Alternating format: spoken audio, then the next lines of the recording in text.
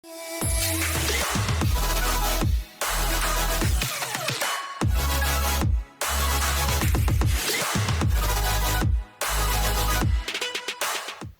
everybody, welcome back. This week we're going to get into some cooling. Let's get to it. Alright, so we're looking at cooling. Essentially this line here comes from, essentially it's the return, so back from the motor and battery packs and things back there, it's coming up here. And I need essentially the return coming out of this as well. So essentially all these are kind of, I'll call them the hot lines. So they've kind of been through the batteries or through the motor. So I need a tee off here to get the return from there. And then this will go to the radiator. Everything will cool down and then comes back this side. And so I need a tee off there for the cooling to go this way. And then it goes through the pump into the back. So on the back side, I've got, again, this one's coming from the radiator, the blue line. So again, I need to tee off there to get cooling to essentially that battery pack, this battery pack, as well as the cooling plate in here. And I need a tee on the red line for all the returns. So I'm gonna go ahead and start some tees, cutting the hoses and putting the tees on.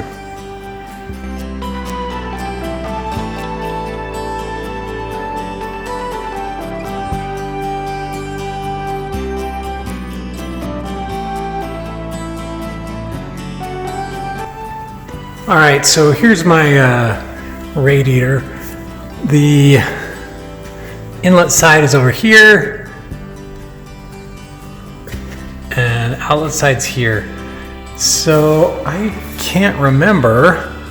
I'll show you here quick. I don't remember why I liked, oh, maybe I do remember. This has got a 90-degree turn. I think I had the radiator kind of like pushed all the way up here, and I think the port kind of came right close to here, so I needed it to like go around. Again, I think I'm going to pull it as far forward as we can, and if that's the case, I may just kind of cut it off here and have it kind of go straight back. But I will wait till I get the radiator in place to decide what to do there. But so I've got this one on, so I just put that one on, and we'll have to adapt to this. So I've got a tube coming, and I've got an adapter. So I should be able to get that there. And then this goes back. I got this is kind of the overflow or surge tank right there. And the rest of it goes to the pump. And then the pump has it going all the way back to the back and through the motor and the other batteries. So also got this side done. I guess you can kind of see it right there. So again, this guy goes through there, and again, gotta have to have an adapter to go to there, but getting close. So I'm gonna go ahead and do the back side as well. The coolant plates are coming, but I don't have them yet for there and there. But I'm gonna go ahead and cut and put the tees in and everything, so we're all ready to go when they come.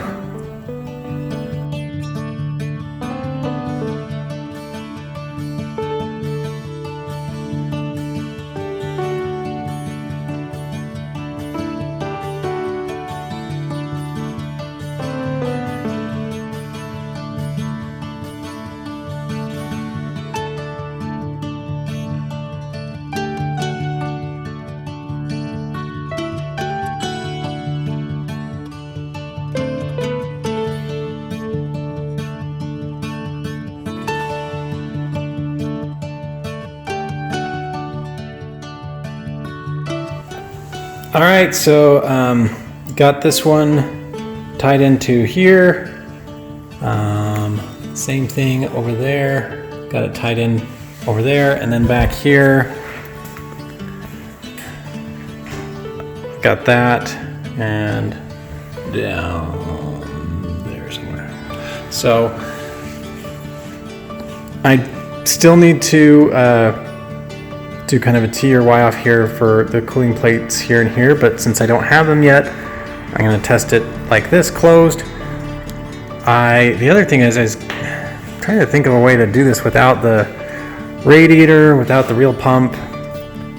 I don't know. I just kind of want to test everything and kind of make sure I don't have any leaks. But maybe that's the best way to do it.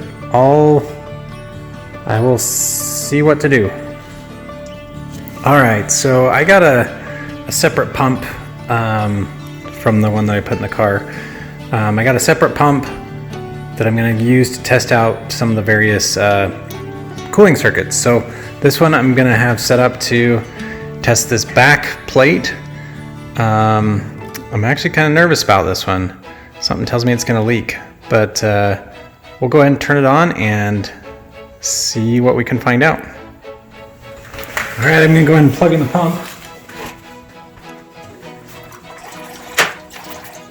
So that's kind of the flow we get. So I'm going to go ahead and turn it off and then plug it into our cooling plate.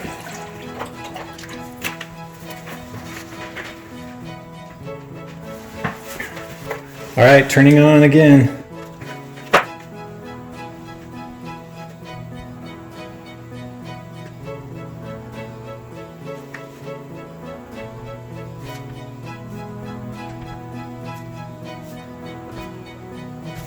All right, so it's not flowing through. I am wondering if it's my flow control valve, so I'm going to check out a few things. All right, I'm going to try again. I think potentially this flow control valve is just too restrictive for the water. So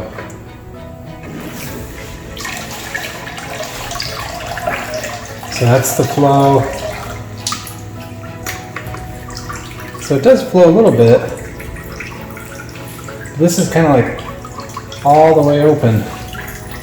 So I think that's probably just too restrictive.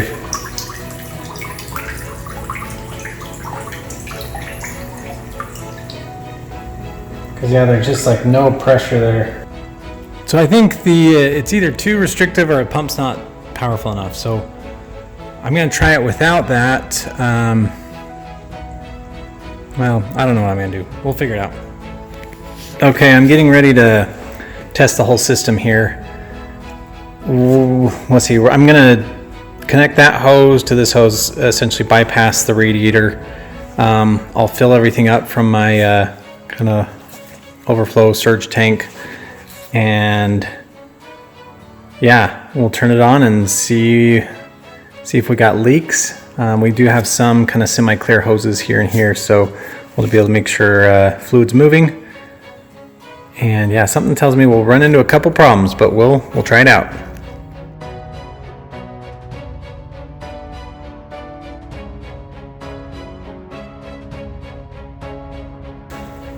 All right, so I got the radiator essentially bypassed. I've got a T valve there, so I've got them both off. But essentially one can run to the front system here. The other one's just going to be a drain. And then the rest of it goes to the back. So if I want to, I can turn that one off. So maybe I'll start with it off, just make sure I can get the whole circuit going. But yeah, so then my plan is to fill up here. This should be kind of the high point in the system, so I should be able to kind of fill it all the way up, but I may need to run the pump as well, just kind of get it primed and going. The other thing is to run the pump. I keep putting this away and getting it out and putting it away. So this is all the circuits and relays and stuff. So I just need to plug everything in, turn it on, which will essentially turn on the Tesla controller, and that'll turn the pump on. So I think first I'll go ahead and fill up the fluid. Well, at first I'll make sure this is all working. So I'll get all this plugged in, make sure the Tesla unit turns on, make sure I can hear the pump, then I'll turn it off. Then I'll fill it up and then plug it in again. Wish me luck. All right, so when I plugged in my power supply, it wasn't turning on, so I think the first problem is my remote battery was out, dead, whatever. So essentially my passive keyless entry, even though this was within range, it wasn't communicating. So I'm going to go ahead and switch the battery and see if that fixes it. Yeah, it does kind of make me worried a little bit about this because I don't want to be, I want to say it's maybe 6 or 9 months old, but I don't want to be changing batteries every 6 or 9 months. So we will check it out and see if it works. All right, so switching the battery made it so the doors clicked and things, so that's working, but the control unit's still not turning on, so time to troubleshoot what's next. All right, so I got it working, controller's on, pump's going, so I'll go ahead and turn it off and then fill her up. All right, to begin with, I'm gonna have that one closed, and up here at the front, I got this T here, and I'm gonna have this one closed. Let's see, yeah, T. This one's closed. That goes to kind of the whole front pack here.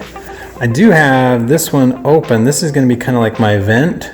So again, it's kind of up there, same height. I will go ahead and start filling. Yeah, I'm probably missing something, but I got 3 gallons.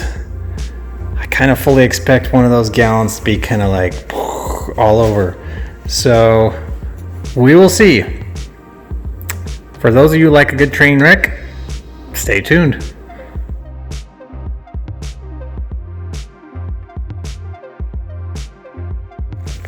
Okay, just a minor spill so far. This is kind of the level of fluid. It's kind of, anyways, it's even with about there. My thought is it should take a lot more fluid. So my thought is it's just not getting through the pump and back there. So I'm gonna have to turn it on and then continuously fill. So more to come.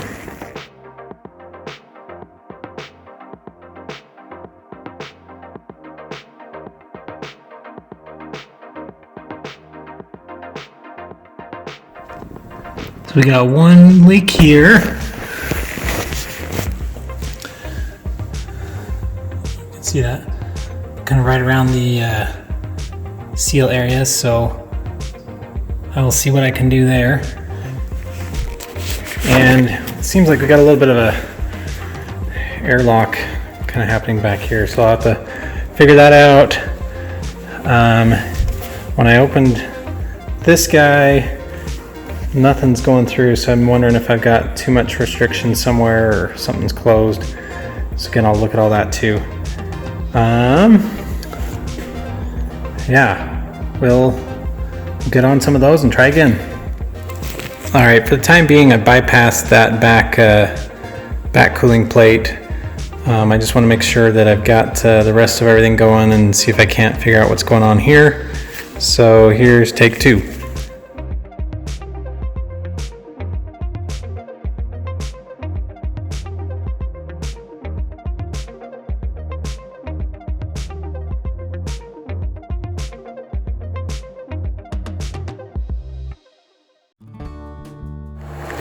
All right, so here it is running. I let it kind of debubble, degas, try and get all the bubbles out for quite a while. I feel like it's mostly out, but I'll probably run it a little bit longer to make sure it's all, to make sure it's all the bubbles and things are out. But you can kind of see, let's see. There you go, you can see, so just a little bit of kind of turbulent bubbles floating around. But no other leaks. No other leaks yet. So again, everything seems to be going through the motor okay. Maybe to double check, I'll close off this to make sure it's going through the motor okay.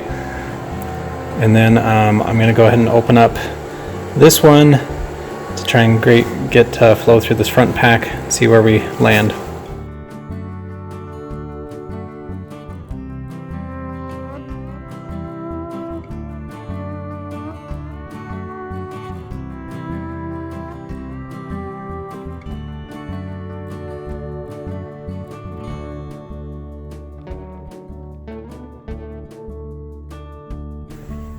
Okay, so I replaced some of the flow restrictors. I'm just going to see if I can get it all circulating all the air out, and then after that I'll see if I want to put one back in. But we're gonna start it up again. For whatever reason, controls are not turning on, so got to do some electrical troubleshooting before I test the pump again.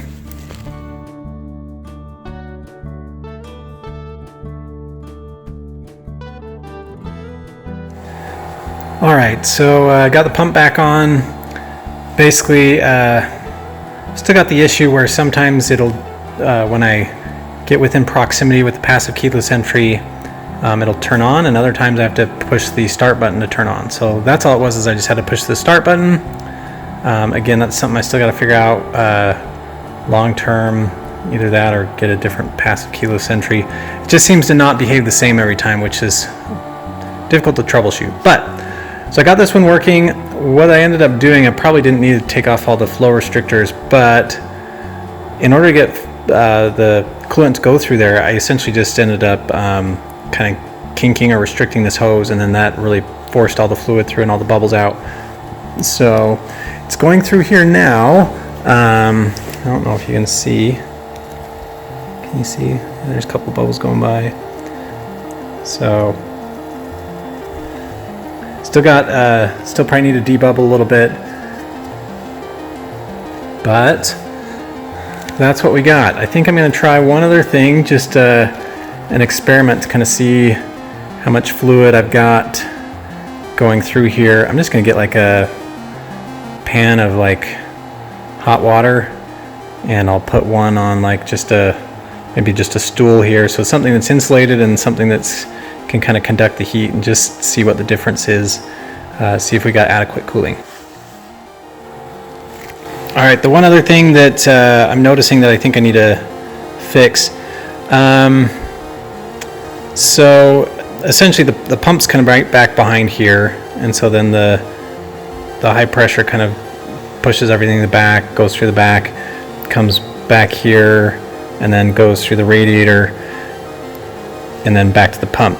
So the only thing I'm noticing is essentially I've got this cooling circuit up front, which again the radiator's between it, so it will essentially, you know, have cool fluid coming in and warm fluid going out. However, the pressure differential, just essentially the only pressure differential I've got is between the radiator, which is not much. So again, where the big tube or the big hose is kind of coming up front with the radiator, all the fluid or most of the fluid is going to come through there, and very little fluid is going to go through here. So I need to change that point to just after the pump, so I get a bigger pressure differential, and I think that'll drive more fluid through this. Alright, here's my experiment. So I got some boiling or close to boiling water, put it in 2 pots. I just measured out 3 cups in each pot. So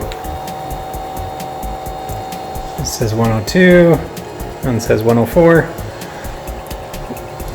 and just kind of ambient is 54. I think that's already transferring some heat. Yeah, 54. So this guy's already transferring some heat. So I'm gonna go ahead and let this go for like about an hour and just see what the difference is in temperature. Okay, here's 20 minutes. So the garage is still 54. That's 95. So 88, 64, 60. We'll keep going. Alright, it's almost been a half hour. Again, in the garage, it's in the 50s. It's on the floor, it's 40s. But, so, in here, 93. And,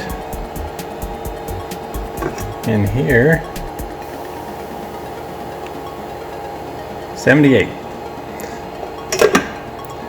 So I might let it keep going a little bit, but the closer it gets to kind of room temperature, the slower things will change. So I'll probably do some calculations just to see if I feel like this is enough cooling. Please feel free in the comments to make some suggestions. All right, it's been just a little over an hour, so we're going to take this last measurement and then we'll, so again, kind of depending on where you pick in the garage, it's in the 40s. So that's 87. And let's go. This looks like that's 73. All right, I just dumped out the water. As you can see, I wasn't really making good contact with the thermal paste. Obviously, it's making contact with the aluminum, but I think the thermal paste would help as well. All right, so here's the plan. I've got a T up there that I've been using to debubble and things. I think I'm just gonna connect it straight there, take the T out, and I think I'll put the T back here. And I want to test, because I found the one leak on the very top, and I'm just wondering if there's other places. Anyway, my thought is that I can just do a T, so I can just turn it on and quickly shut it off. All right, so what I've learned is I either got to get like bigger tubing, less restrictive. I did mention potentially putting that just on the outflow of the pump. That would help as well. So one of those things I got to do. And on the back, I feel like we're getting pretty good flow.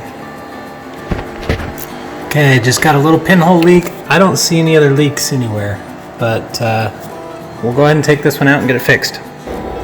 All right, so that's kind of the carnage we had just from the various leaks and trying to get things debubbled. Wasn't too bad, wasn't as bad as I thought. I thought we'd have like a geyser somewhere or something, but we ended up doing 1 gallon and like part of another, so maybe like 1.5. But yeah. All right, everybody, that's what we were able to get done this week. We were able to kind of sort out some of the cooling, and we'll keep at it. And then next week we'll get into some of the high voltage and BMS, kind of finish up the BMS location, the boxes and things. And yeah, coming along. All right, everybody, that's all we have for this week. See you next week.